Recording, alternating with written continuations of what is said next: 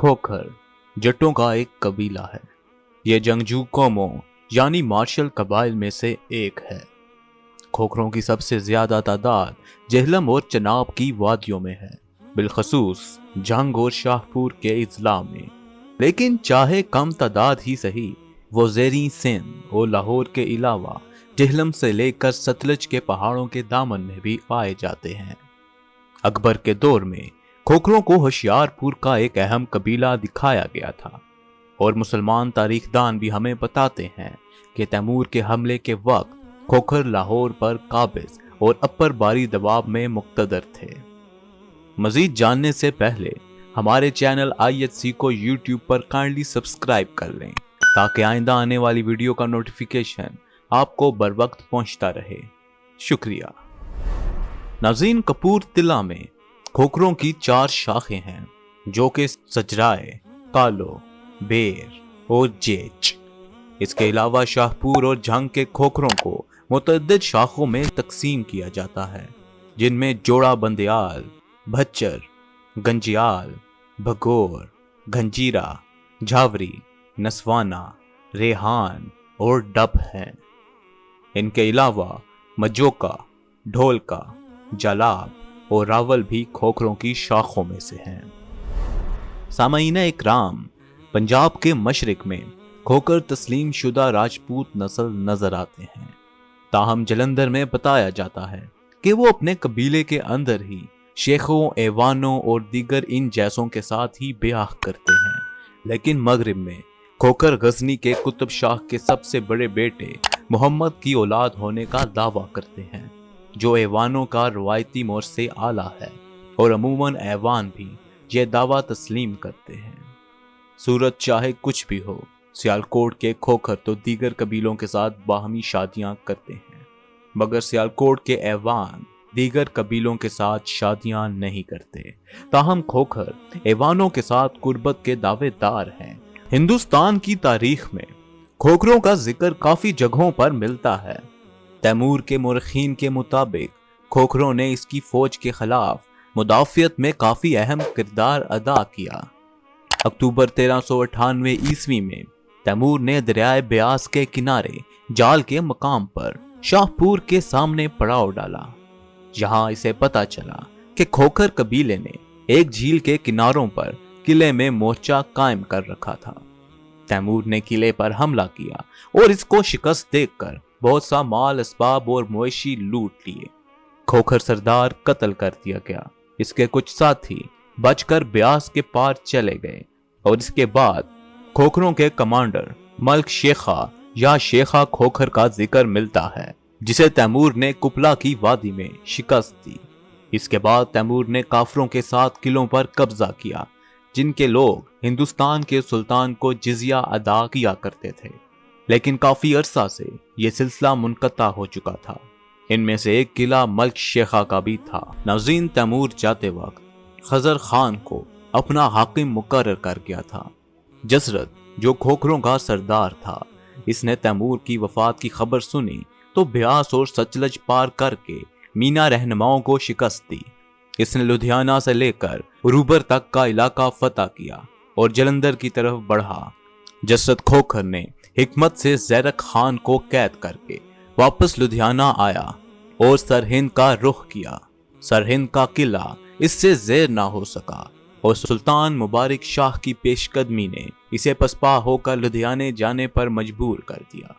مبارک شاہ کی افواج نے لدھیانہ تک اس کا تعاقب کیا، مگر سچلج عبور نہ کر سکی، کیونکہ جسرت کھوکھر نے ساری کشتیوں پر قبضہ کر لیا تھا اور اس کی افواج نے دریا عبور کر لیا تھا۔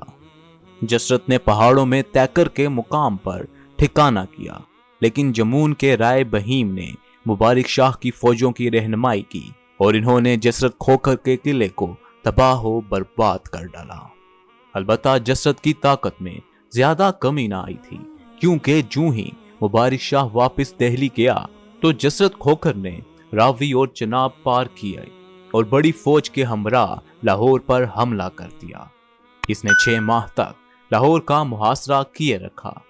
شہر کی انتہائی مضبوطی کے ساتھ قلعہ بندی کی گئی، اور بڑی بہادری اور خوبی کے ساتھ اس کا دفاع کیا گیا۔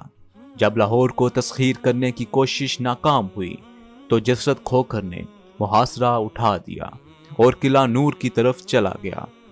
اس جگہ سے اس نے جموں پر حملہ کر دیا اور گزشتہ مارکوں میں جموں کے راجہ نے بادشاہ کی فوجوں کی بسال تک رہنمائی کی تھی۔ تاہم جسرت کھوکھر جب راجہ اور اس کی سلطنت پر کوئی تاثر قائم نہ کر سکا تو وہ اپنی فوج میں ازسر نو بھرتی کرنے کے لیے دریائے بیاس کی جانب لوٹ آیا۔ اسی اثناء میں لاہور میں وزیر ملک سکندر کی سرکردگی میں تازہ فوج کی کمک آ پہنچی۔ اس نے حاکم دیپال پور ملک رجب اور حاکم سرہند اسلام خان کے ساتھ الحاق کر لیا، لہٰذا یہ اپنی اپنی فوج کی قیادت کر رہے تھے۔ متحدہ فوج نے جسرت کھوکھر کے خلاف پیش قدمی کی اور اسے بہت زیادہ نقصان پہنچایا اور پیچھے چناب کی طرف دھکیل کر اپنی پہاڑی پناہ گاہ کی طرف جانے پر مجبور کر دیا۔ ہوشیار وزیر نے اب باقی کے کھوکھروں کی طرف پیش قدمی کی اور دریائے راوی کے کنارے ہوتا ہوا قلعہ نور پہنچ گیا۔ وہاں جموں کے راجہ سے مل کر اس نے بے شمار کھوکھروں کو ڈھونڈ نکالا جو مختلف مقامات پر چھپ گئے تھے اور ان سب کو تہ و تہ کر دیا۔ ناظرین، ان کی کارروائیوں کے بعد وزیر واپس لاہور آ گیا۔ بادشاہ وزیر ملک سکندر کی بہادری اور دلیری سے بہت خوش ہوا۔ اس نے اسے لاہور کا صوبیدار مقرر کر دیا۔